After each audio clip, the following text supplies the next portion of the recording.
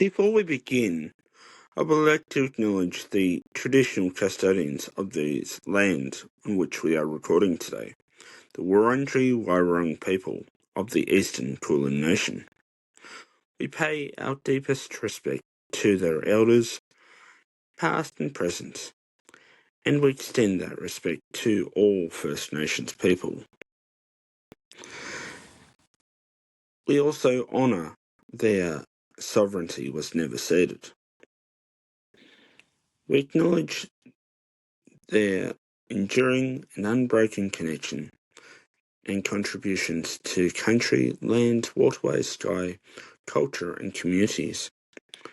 We stand with them in their ongoing calls for truth-telling, treaty, sovereignty, justice, land rights and reconciliation. This was, and always will be, Aboriginal land. Before we begin, quick heads up. This episode contains references to colonisation, displacement, dispossession, First Nations peoples, First Nations peoples' land, and death. If you're not in the right headspace for this right now, please feel free to pause, skip, or listen to one of our lighter episodes. Of course, your well-being comes first. And if you do choose to listen, just remember, please, or as you listen with care. Now, it's a name that sends shivers down the spine of cyclists,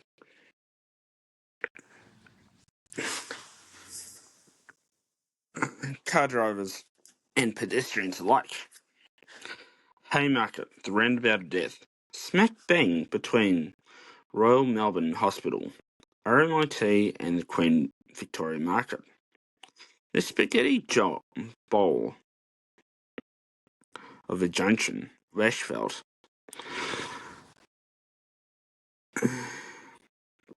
has its origins back in the 19th century, and no wonder it's called the most notorious roundabout, a traffic nightmare in the city. For many years it's been chaos on wheels. Trams darting between cars, bikes slipping through tight gaps, emergency vehicles trying to squeeze through, and far too many near misses and serious collisions have occurred here. So, how did we end up with a death trap in the middle, so-called livable city? And what's being done about it, if anything, to fix it? Welcome to Down the Yarra, the podcast that takes you on a deep dive into the heart and soul of Naarm-Melbourne and South Central Victoria. Whether you're a local or just curious, this podcast is for you. I'm your host, Andy.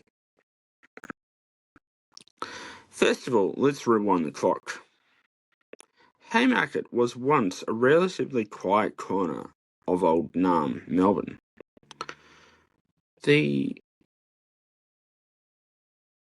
It was once a market sandwiched between the Hoddle Grid, Northern Hoddle Grid, Carlton, West Melbourne and Parkville. The name Haymarket dates back to the 19th century, when it was a hub for those with horse-drawn carts, wagons, and their agricultural produce heading from the country. It was close to the old Melbourne Cemetery, what is now Queen Vic Market, and Melbourne Benevolent Asylum in North Melbourne. Over time, it became a natural convergent point for transport heading from the city to the northwest. The real turning point came post-World War II. As car ownership exploded in the 1950s and 60s, Melbourne transport planning doubled down on roads. But unlike our American cousins, in their cities, we didn't flatten everything to build new highways. We somewhat incorporated them. Haymarket became a Frankenstein junction, part intersection, part roundabout, part traffic light intersection, with trams crisscrossing in every direction, nearly every direction. For years, it functioned, but barely. On improvements and aggression, drivers had to rely on instinct. Cyclists and pedestrians were an afterthought of the process. Even traffic engineers have referred to it as as a nightmare scenario. But it's until the last 16 years that Haymarket really started earning its grim reputation. From 2020 onwards, the population density boomed around the CBD and Parkville Medical Precinct.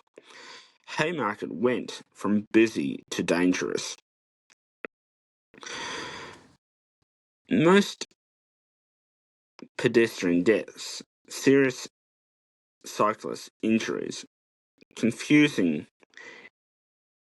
at every entry point, ambulance and truck delays because of gridlock. One particularly tragic case in 2013 saw a young student killed by a turning truck. She was crossing legally at a set of pedestrian lights. Local residents and road safety advocates began calling it the roundabout of death. The media picked this up and ran with it, and it stuck. It didn't help that the intersection was shared by 6 roads: Flemington, Elizabeth, Perl, and at the northern end, Grafton Street. Trams pass in 4 directions, and for many years there was no protected bike lanes and poor pedestrian signage process. And then there was the virtual confusion of the whole thing. It's one of the few intersections in the world with traffic that runs right through it, and not local. And every local will tell you good luck in trying to figure it out. Now, the question remains to be asked: what are we doing to fix it? Over the years, Vic Roads and Melbourne City Council have made several changes. Restricted speed limits to 40 kilometres per hour, added bike lane pass and green boxes, those spaces at intersections for cyclists, installed better pedestrian lights, and introduced tram signal priority to stop cars from blocking the tracks. But the fundamental chaos still remains. In 2023, the state government thought had a major redesign proposals, including flattening the roundabout structure entirely, creating dedicated bike lanes separated by concrete barriers, building pedestrian supercrossings across Elizabeth and Flemington Road respectively,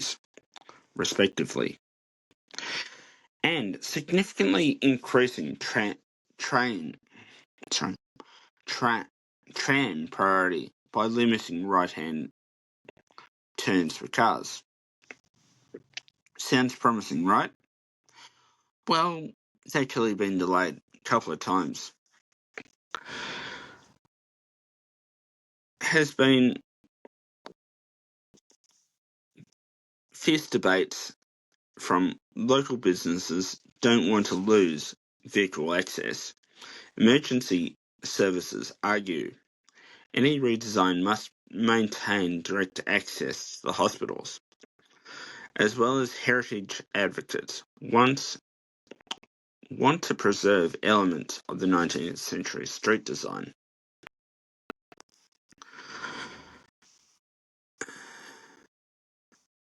Melbourne tends to look, a lot of stuff in Melbourne doesn't get done quickly. Haymarket reflects Melbourne wider problem with infrastructure, our love affair with cars, our ad hoc planning legacy, and the way we often touch things instead of transforming them. Where is city? Where we have a world-class city, trams, but intersections like Haymarket remind us how hard it is to build a city that is safe, accessible, and genuinely people first. The first step may not be just new signage or flashing lights. Maybe it's a new mindset altogether. And I believe that's true. Because while Haymarket might be a roundabout death today, could just maybe become a gateway to a better city tomorrow. Next time on Down the Yarra, we're heading to Flemington Road, out along the old route, which is older than the city itself. Old Sydney Road, a dusty colonial track that once connected Port Phillip district to Gadigal country, Sydney. It's still hiding in plain sight today. We'll walk the remnants through Mount Alexander, past Pascoe Vale, Somerton, and Mickleham, tracing convict stockades, early settler homesteads, and even camel caravans. So don't miss it. If you're enjoying Down the Yarra, please remember to hit the like, share, and subscribe to the channel. Leave a comment if you have had a run-in at Haymarket. Tell us your worst intersection in Naarm-Melbourne. We might just cover it in a future episode. Thanks for watching. I'm Andy, and this has been Down the Yarra.